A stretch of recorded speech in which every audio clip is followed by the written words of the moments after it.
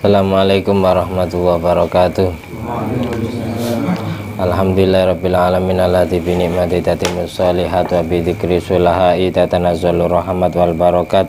Wassalatu wassalamu ala sayyidi sadat sayyidina maulana Muhammadin qutbil qadat wa ala alihi washabihi wasallim. Amma ba'du. Allahumma sholli ala ruhi sayyidina Muhammadin fil arwah wa ala jasadi fil ajsad wa ala qabri fil kubur wa ala alihi washabihi wasallim. Rabbi shrah li sadri wa yassir li amri wahlul 'uqdatam min lisani yafqahu qawli. Rabbi zidni ilma warzuqni fahma. Allahumma iftah alaina futuhal arifin waj'alna khalisatan liwajhikal karim. Wa marzuqna fahman nabiyyin wa ilhamal malaikatil muqarrabin. Allahumma nawwir qulubana bi nuri hidayatika kama nawwaratal arda bi nuri syamsika. Rabbana anfa'na bima 'allamtana rabbi 'allimna alladhi yanfa'una. Rabbi faqihna wa faqih ahlana wa qarabati lana fi dinina. Allahumma sholli ala sayyidina Muhammadin tibil qulub wa dawaiha wa afiyatil abdan wa shifaiha wa nuril absar wa diyaiha wa qutil arwah wa ghidaiha wa ala alihi wasallim. Allahumma sholli ala sayyidina Muhammadin wa ala sayyidina Muhammad ma'danil judi wal karam bail ilmi wal hilmi wal hikmah wa barik wa sallim. Alhamdulillahirabbil alamin. Kali ini kita baca kitab Wasiatul Mustafa li Sayyidina Ali bin Abi Thalib karama wajah, halamannya halaman 17 dan yang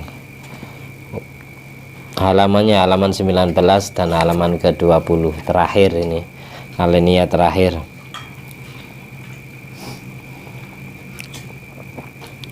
Tapi sebelumnya kita baca Fatihah dengan harapan semua ilmu yang kita pelajari jadi ilmu yang nafi', manfaat dunia sampai akhirat.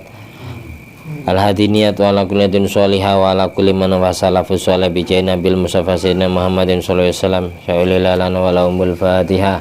A'udzubillahi minasyaitonir rajim. Bismillahirrahmanirrahim. Alhamdulillahirabbil alamin arrahmanir rahim maliki yaumiddin. Iyyaka na'budu wa iyyaka nasta'in. Ihdinas shiratal mustaqim. Shiratal ladzina an'amta 'alaihim ghairil maghdubi 'alaihim waladdallin. Amin. Faslun fi fununin syatta.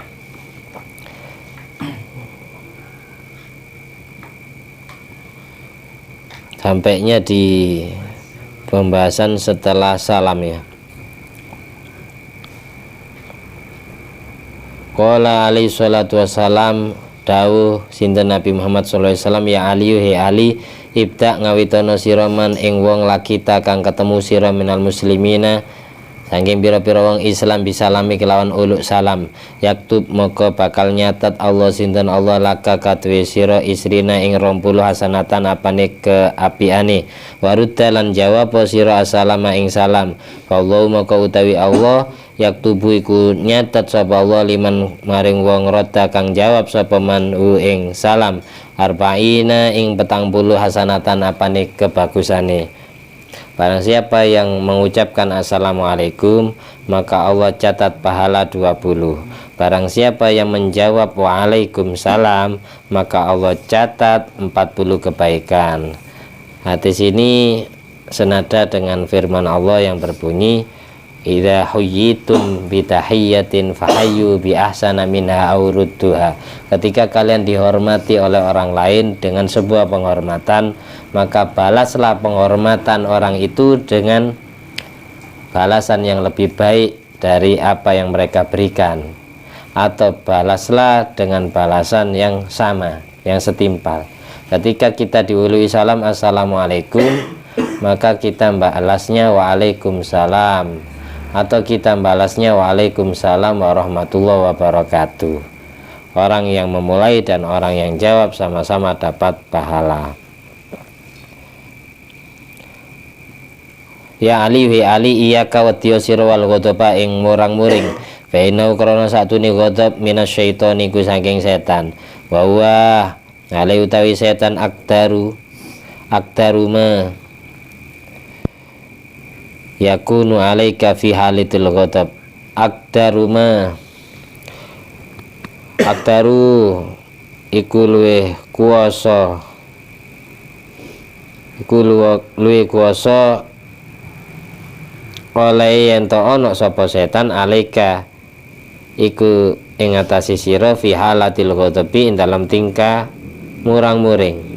Wa iya kalan wedya sira wadak watal madlumi ing dungae wong kang den aniaya.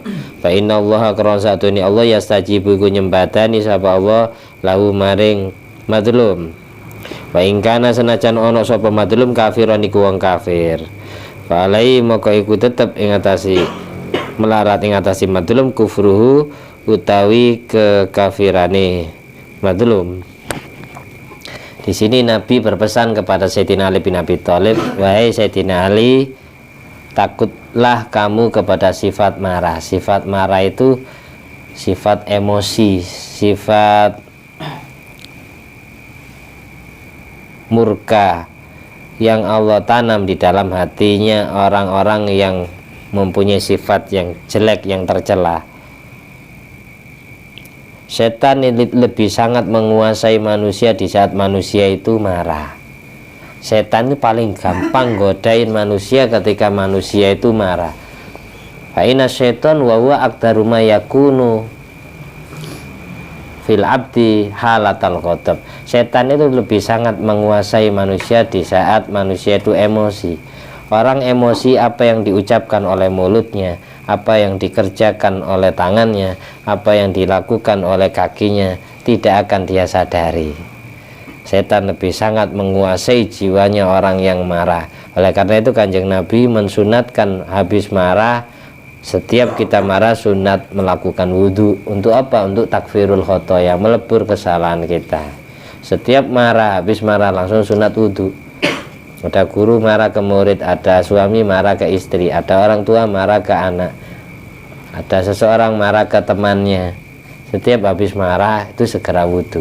Karena kalau tidak segera wudhu, setan akan menguasai dia. Setan akan nyetir seluruh organ tubuhnya.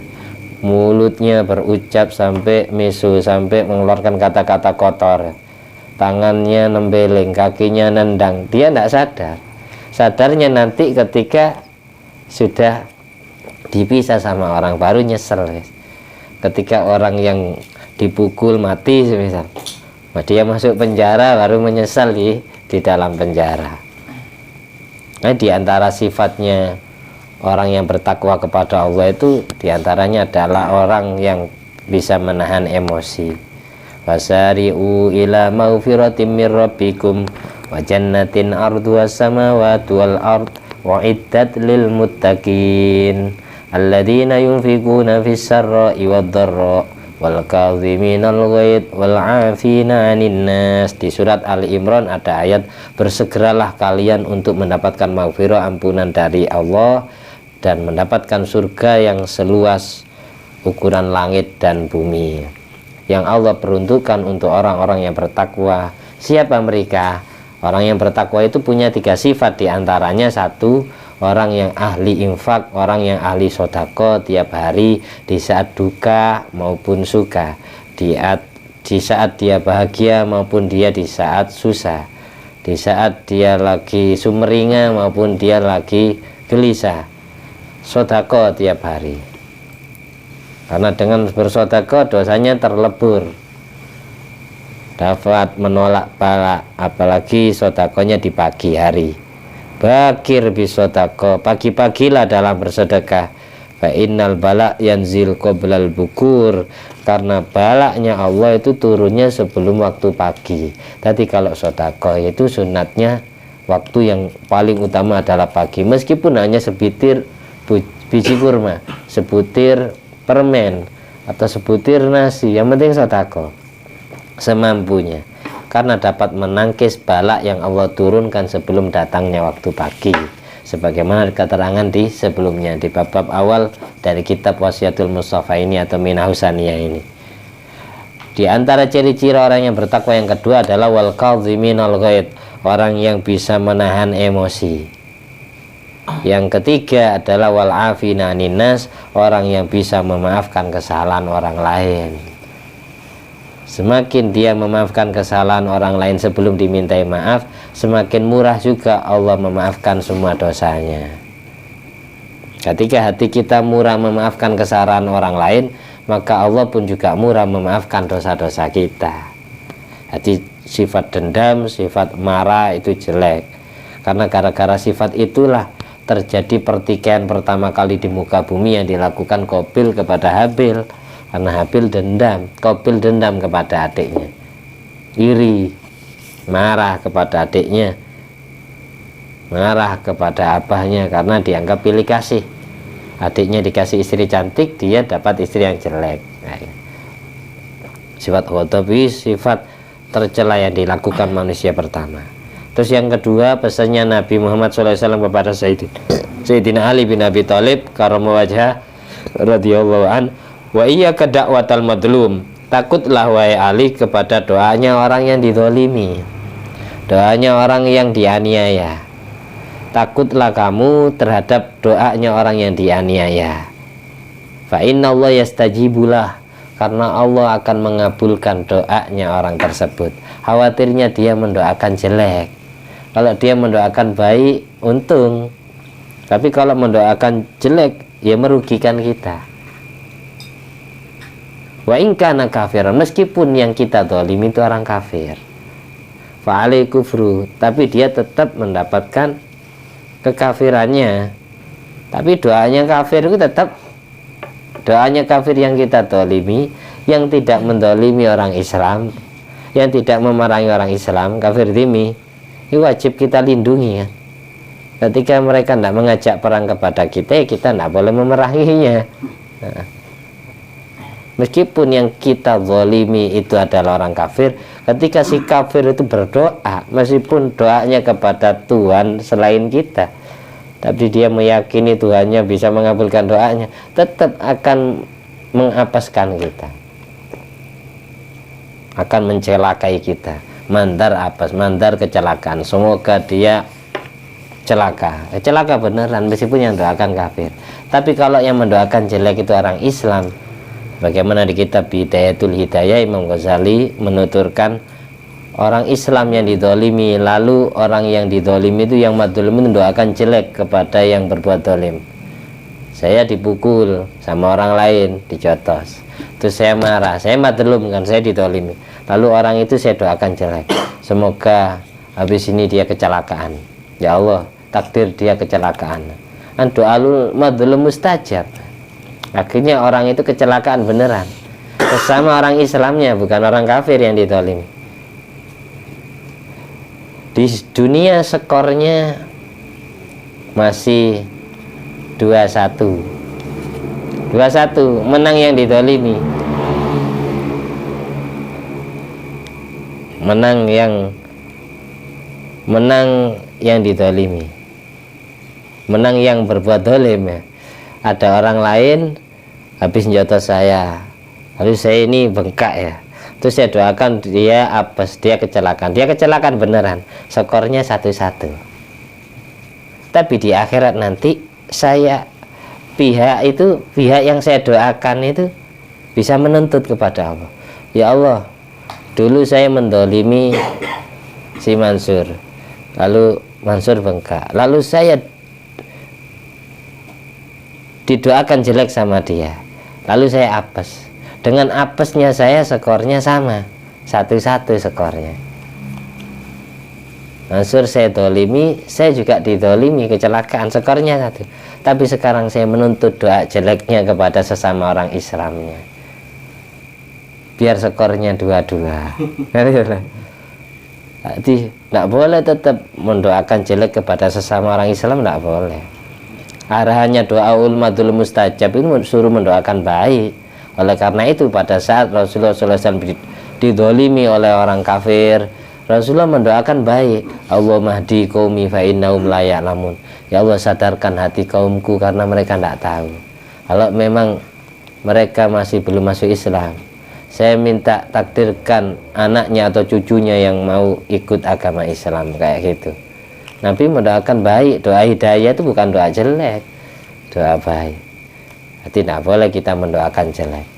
Setiap kita didolimi orang, entah kita diomongin jelek atau didolimi secara fisik atau secara mulut, yang kita doakan orangnya itu yang terbaik untuk dia, biar Allah yang ngasih pelajaran tanpa perlu kita yang ngasih. Dan tetap hukum karma itu berjalan.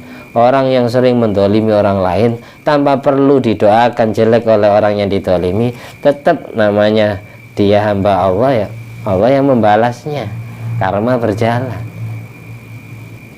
tanpa perlu kita doakan jelek. Paham ya?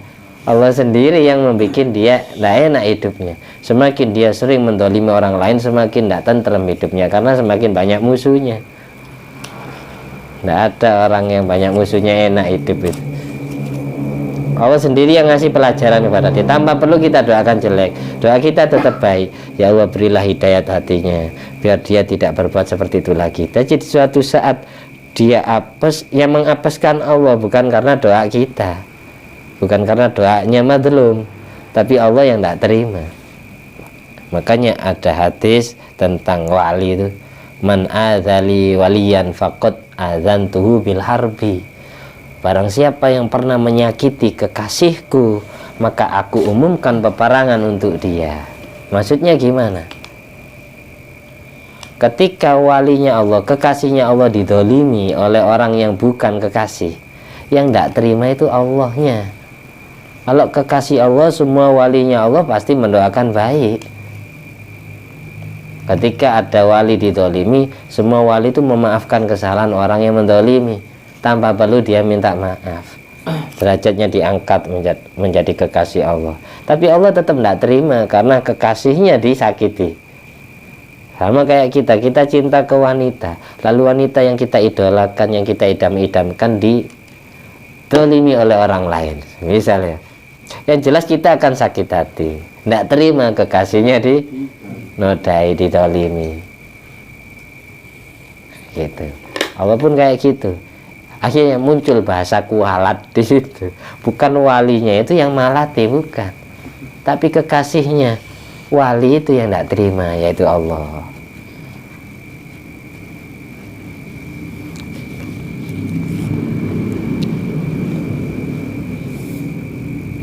Ya Ali, ya Ali, iya kewediya sira wal yamina ing sumpah, ing supoto al fajira kang lacut.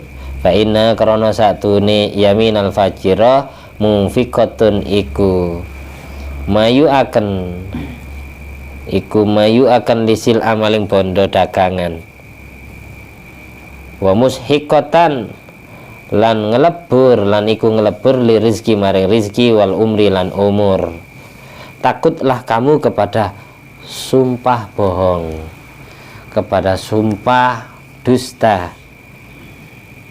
Karena sumpah dusta, sumpah yang bohong itu dapat membuat laku daganganmu, tapi membuat bangkrut rizki dan umurmu.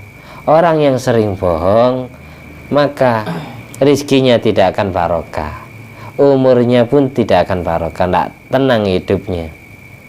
Meskipun dagangannya laku, dibohongi, ini harganya saya belanja barang ini mahal 500.000, kalau sampean beli ke saya 400.000 saya rugi, padahal belanjanya 300.000. Dia ngomongnya saya kulaan barang ini 500.000, sampean kalau nawar 400.000 saya kan rugi.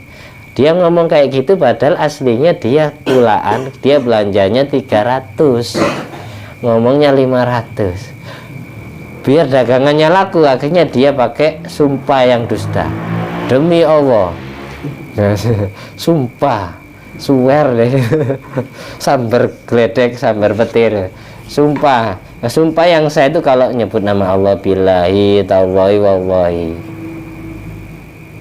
Sumpah yang bohong itu membuat laku dagangan, tapi membuat bangkrut, tidak berkah umur dan rezeki yang kamu peroleh. Rezekinya orang yang jualan sesuatu tapi membohongi konsumen, itu meskipun banyak, nanti cepat habis. Entah habisnya tidak ketemu arahannya, saya buat apa saja tiba-tiba hilang, atau karena dicuri orang, kemudian suatu saat dia ditakdir ditipu, dikemplang orang, ya bangkrut usahanya, atau rekeningnya dibobol orang, kan gitu. Caranya Allah ada aja, membuat orang yang sering buat main-mainan sumpah. Jadi jangan seneng sumpah lah, tidak baik orang seneng sumpah. Khawatir suatu saat kita luput, karena sumpah itu ketika kita mengingkarinya, kita wajib membayar kafarat sumpah. Dendanya sumpah itu apa? Puasa 3 hari atau memberikan makanan kepada 10 fakir miskin, kayak gitu. 1 mud kepada 10 fakir miskin.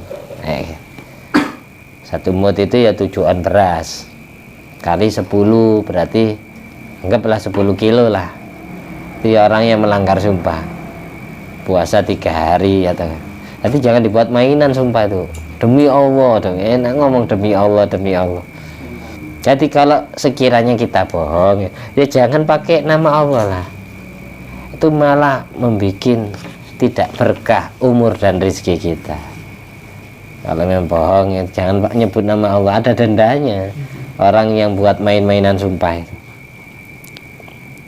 Ya Ali, man utai sapane wong amaraku lamun merintah sapa man bil ma'ruf kelawan kebagusan wa nahalan ngelarang sapa man anil mungkari saking kemungkaran arghama maka ngumpurungaken Allah sapa Allah anfa adui ing irungi musune man. Wa man utai sapane wong sedekah iku lamun jujur sapa man fi umurihi ing dalem pira-pira urusane man wa tiba maka bendu Allah sapa Allah li ghadabi krana bendune man. Titik.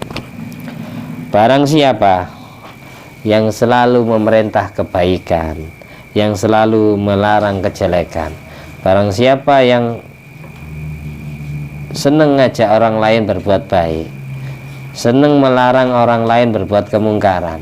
Mungkar itu bedanya mungkar sama maksiat itu ya apa? Kalau maksiat itu bisa dikerjakan sembunyi-sembunyi atau terang-terangan. Tapi ketika maksiat dilakukan di halayak umum, itu istilahnya mungkar, kemungkaran.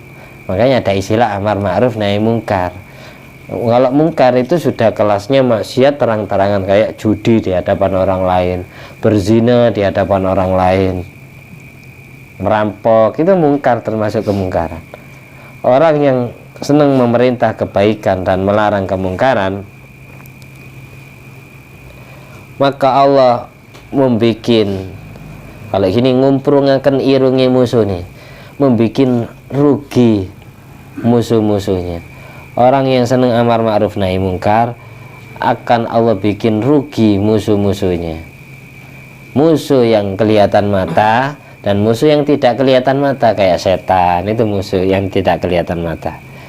Barang siapa yang selalu jujur dalam segala urusannya, nggak pernah berbohong, selalu jujur, maka ketika orang itu marah, maka Allah marah karena marahnya. Dibela oleh Allah, dibela. Orang yang selalu jujur dalam berucap, dia tidak munafik. Ketika orang ini suatu saat marah, Allah juga ikut marah. Ghadaballahu li ghadabi. Allah akan marah karena dia marah. Kalau suatu saat dia didolimi oleh orang lain terus dia marah, Allah yang marah. Tidak terima kalau kekasihnya didolimi. Masih kuat? Masih tahan? Nanti dikit. Wa idza baka nalikane nangis al yatimu sapa anak yatim, ihtazza maka hurek. Ngerti hurek? Ihtazza maka gonjang ganjing, maka goncang al arsyu apa aras. Wa yuqalu maka den ucapaken apa ucapan ya Jibril, he Jibril, wasi jembaraken sira annara ing neraka liman maring wong abeka kang nangisaken sapa manhu ing yatim, wasi lan jembaraken sira al jannata ing swarga liman maring wong adhaka kang guyuaken sapa man hu ing yatim.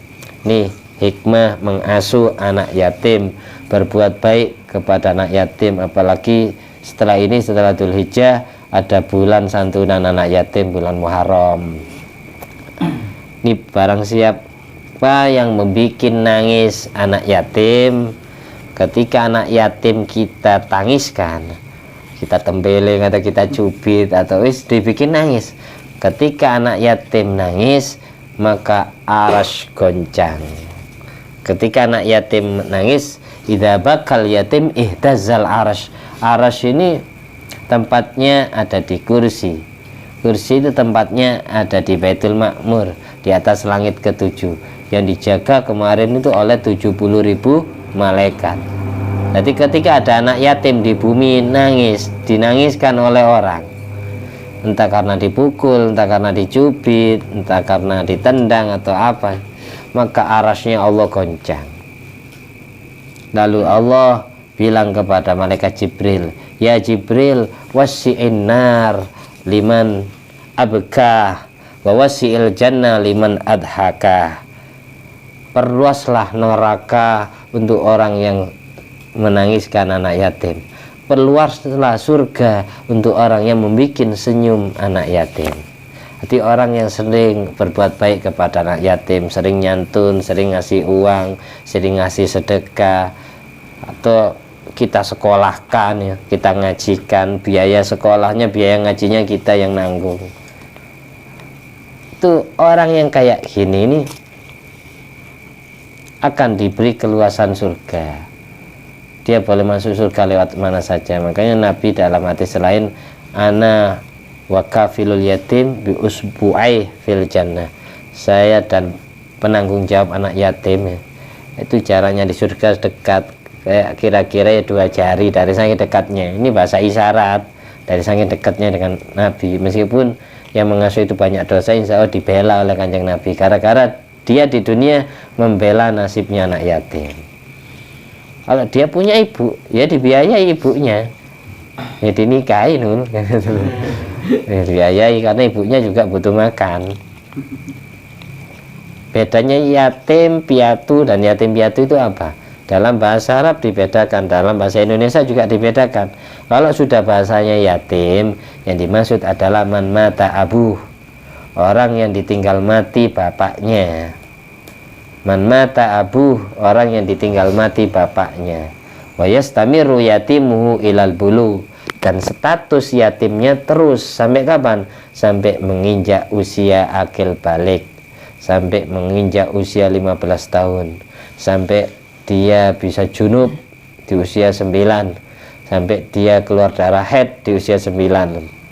Minimal orang bisa keluar sperma junub itu, minimal orang bisa keluar darah haid di usia 9. Kalau ada orang usia 9 sudah junub atau sudah keluar darah haid, maka dia otomatis sudah tidak yatim lagi. Ada orang belum haid, ada anak belum haid, ada anak belum junub, belum mimpi basah, tapi usianya sudah 15 tahun sempurna, maka sifat yatimnya hilang otomatis. Arti sifat yatim itu terus menerus sampai kapan? Sampai anak itu sudah balik. Kalau sudah menginjak usia pubertas, usia di mana gairah nafsunya memuncak, usia di mana dia sudah balik dan baligh, sudah pemuda-pemudi, remaja-remaji, maka sifat yatimnya hilang, status yatimnya hilang, sudah bukan yatim lagi. Misbah bukan yatim sudah bukan yatim karena sudah balik. Pernah keluar sperma? Belum. Umur berapa? 10 tahun. Kayak gitu.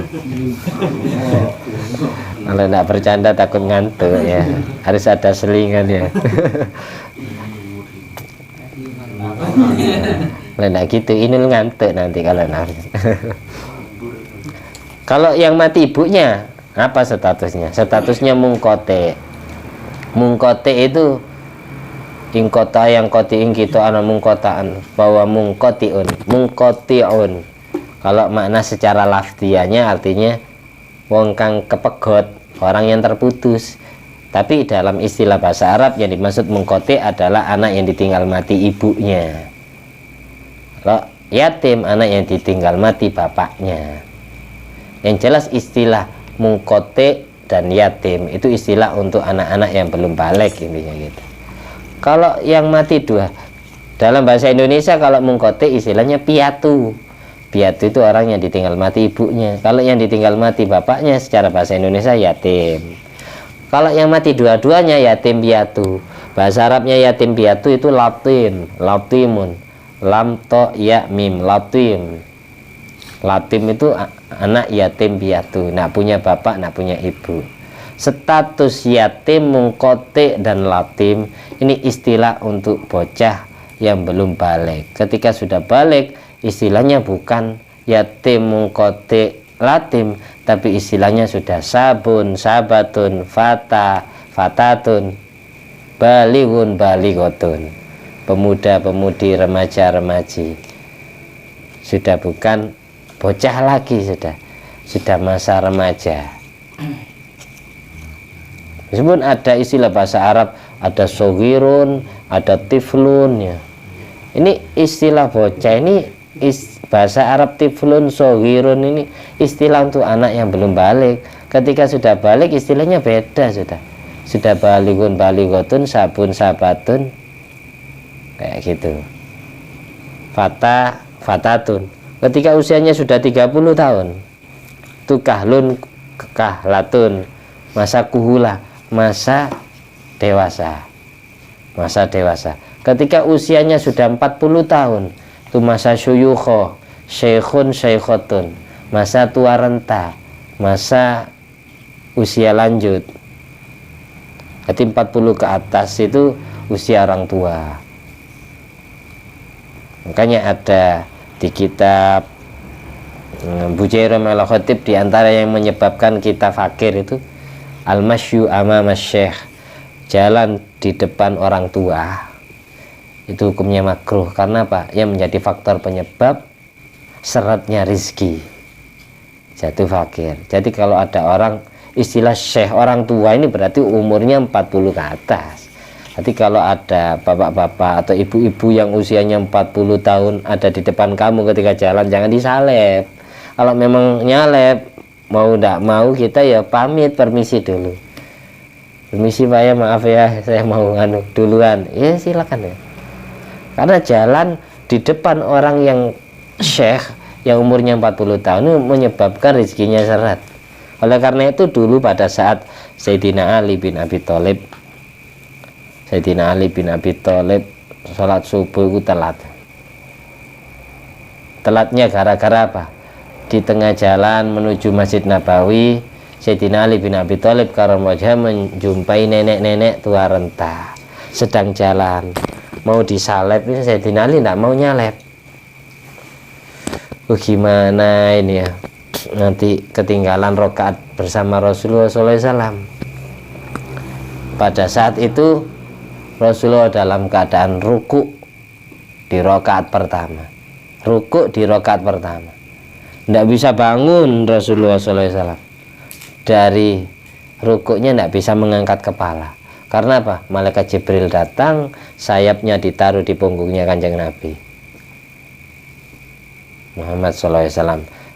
Terus tunggu dulu Muhammad, karena Ali sedang ada di jalan. Mau nyalep nenek-nenek tua renta tidak berani karena usianya lebih tua, usianya 40 ke atas. Karena al-masyu amama syekh yurisul fakir, berjalan di depan orang tua itu dapat menyebabkan seretnya rizki. Hanya Sayyidina Ali tidak berani nyalep. Sampai datang ke musola, tempat sholatnya Rasulullah SAW, menjumpai Rasul bersama para sahabatnya sedang ruku, belum bangun-bangun dari ruku di rakaat pertama. Akhirnya Sayyidina Ali takbir. Ternyata nenek-nenek ini tidak masuk masjid, karena dia orang Kristen, ternyata orang Nasrani. Setelah nyampe di masjid, dia berbelok arah. Sayyidina Ali lanjut masuk ke masjid, menjumpai para sahabat dan Nabi Muhammad SAW sedang ruku. Akhirnya beliau takbir tanpa baca doa iftitah, tanpa baca surat Fatihah, langsung ruku Sayyidina Ali. Setelah itu baru sayapnya malaikat Jibril yang ditaruh di atas punggungnya Rasulullah itu diangkat. Doakan orang yang memuji Allah. Pada saat itu Sayyidina Ali bersyukur kepada Allah. Alhamdulillah masih nututi rakaat pertama. Kan batasnya orang bisa nututi rokaat itu satu rokaat ketika nututi ruku bersama imam. Jadi tidak usah nambah satu rokaat lagi ketika salam imam. Dianggap nututi satu rokaat ketika nututi ruku, meskipun dia tidak baca Fatihah. si makmum masbukin. Fatihahnya sudah dijamin ditanggung oleh imamnya. Jadi tanpa baca, setelah Allahu Akbar, tanpa baca doa iftitah kabiro, tanpa baca surat Al-Fatihah, langsung ruku. Setelah Allahu Akbar langsung ini Fatihahnya makmum yang kayak gini ini ditanggung oleh imam. Asalkan dia nututi ruku bersama imam, lalu imam mengangkat kepala, dia tetap dianggap nututi 1 rakaat. Ketika mengangkat kepala, Rasulullah SAW disuruh memuji orang yang memuji Allah. Sayyidina Ali memuji, alhamdulillah, bersyukur karena menjumpai Nabi dan para sahabatnya masih ruku. Lalu oleh malaikat Jibril, Kanjeng Nabi suruh mendoakan orang yang memuji Allah. Akhirnya mengucapkan sami Allahu liman hamidah, sami Allahu liman hamidah. Sami'a, semoga Allah mendengar, liman hamidah, kepada orang yang memujinya. Dulu orang sholat itu Allahu Akbar semua, pemisah rukun satu dengan rukun berikutnya, pemisah antara berdiri dengan ruku, Allahu Akbar, pemisah antara ruku dengan iktidal, Allahu Akbar, pemisah antara iktidal dengan sujud itu Allahu Akbar, pemisah antara sujud dengan duduk itu Allahu Akbar, pemisah antara duduk dengan sujud lagi itu Allahu Akbar. Semua intikal, perpindahan rukun itu dipisah dengan takbir intikal, namanya Allahu Akbar. Kecuali mulai sejak kejadian Sayyidina Ali itu, mulai ada perintah, ada syariat, bukan Allahu Akbar lagi ketika mengangkat kepala dari ruku, tapi sami Allahu liman hamidah. Itu setiap hari kita melakukan, tapi tidak setiap dari kita ngerti sejarahnya. Kenapa? Kok cuma iktidal yang ucapannya beda, yang lain Allahu Akbar, Allahu Akbar. Cuma ketika ngangkat kepala dari ruku, sami Allahu liman hamidah. Gara-gara itu kejadiannya. Jadi Sayyidina Ali aja tidak meremehkan suyuho, orang tua. Itu hikmahnya ya. Mudah-mudahan insya Allah pertemuan yang akan datang kita hatamkan kitab Fatihatul Mustafa. Ini kurang 1 alenia lagi nih. Saya rencananya saya hatamkan, tapi waktunya nggak nututi karena tim kameramennya sudah melek merem. Tapi nggak apa-apa, meskipun sedikit. Semoga tetap Allah jadikan ilmu yang bermanfaat dan barokah, bisa kita amalkan dalam kehidupan sehari-hari kita dan kita ajarkan ke orang lain. Terus menebarkan ilmunya Allah yang dibawa Rasulullah. Semakin kita menyebarkan ilmunya Allah, semakin Allah dan Rasulnya mencintai kita. Ala diniyat wa ala kuniyatin sholihah wa ala kulli mana wa salafus sholeh bijai Nabil Mustafa Sayyidina Muhammadin sallallahu alaihi wasallam. Jadi asraril Fatihah. A'udzubillahi minasyaitonir rajim. Bismillahirrahmanirrahim.